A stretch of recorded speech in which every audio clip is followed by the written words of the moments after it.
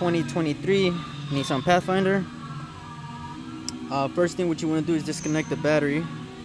Okay, so have it disconnected, leave it off for 3 minutes, and then you'll be able to start on the repair. So what you need is a 10 to loosen up that nut and to be able to remove the terminal. Alright, so the tools you'll be needing is obviously that 10mm.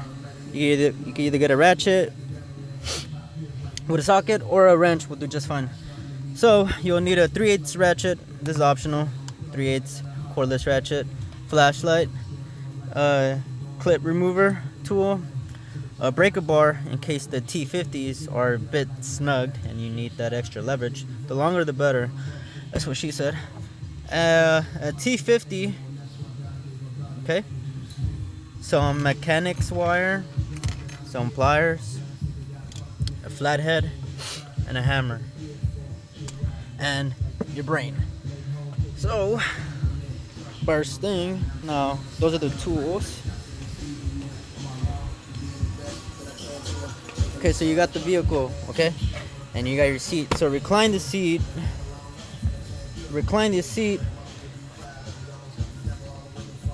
Okay, so you're gonna have a T50 here, a T50 right there. Recline the seat, bring the lever, push it forward, and then down here, okay, so these are just held on by clips. So just grab it from the bottom and then just pull up, and there's gonna be another T50, and the same thing for this side. Okay, so just grab it from the bottom, okay, and then pull up all around the edges, and there's gonna be another T50 down there. Okay, so then you pull it back, recline the seat back up, and now you're gonna come down here. Don't forget to disconnect the battery, leave it off for 3 minutes. You don't want this to blow up on you.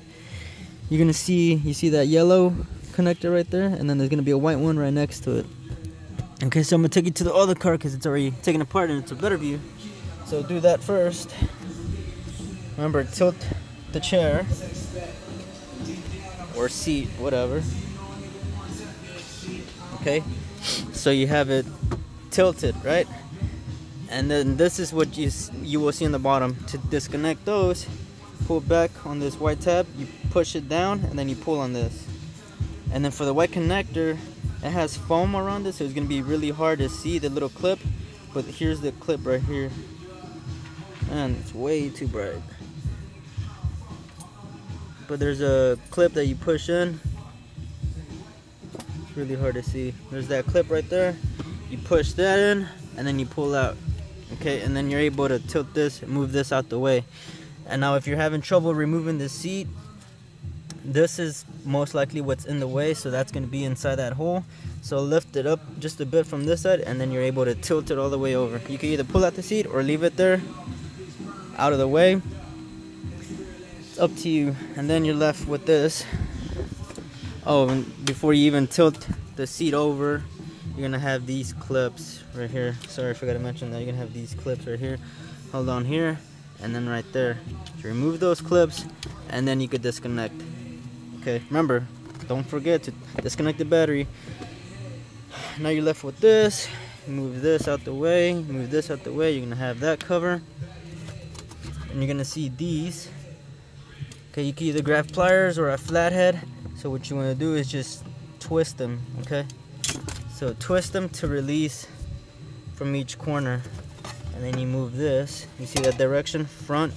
Make sure you put front. Make sure you put it back the same way, and then you're gonna have this. All right, so this is just the push in. It's just the tab. You push it in, and then you pull out. Now on this one, I noticed, because this is my second one, whenever I try to put it back, you don't hear a snap. And you know, you push it in all the way in, and then you pull up on it, and it still comes out. It's what I noticed. So whenever you have it all the way in, push this, the clip, push it a little bit forward, and then you'll hear it snap, and then it's gonna be in place. Okay, so push it in, and then make sure it's in and it doesn't come off. For some reason it doesn't snap back into place. You're gonna have to like snap it in manually yourself. and then you're gonna have these two connectors, these lines right here. So this, see this? So you're gonna push this forward, and you basically squeeze it, and then with the other hand you want to pull back on this. So with your right hand, squeeze on this, and then with your left hand, grab this and then pull it back. And then this is just to push in. You push it in, and then you pull back at the same time. Push in, pull back, and then you're gonna be left with the lock ring.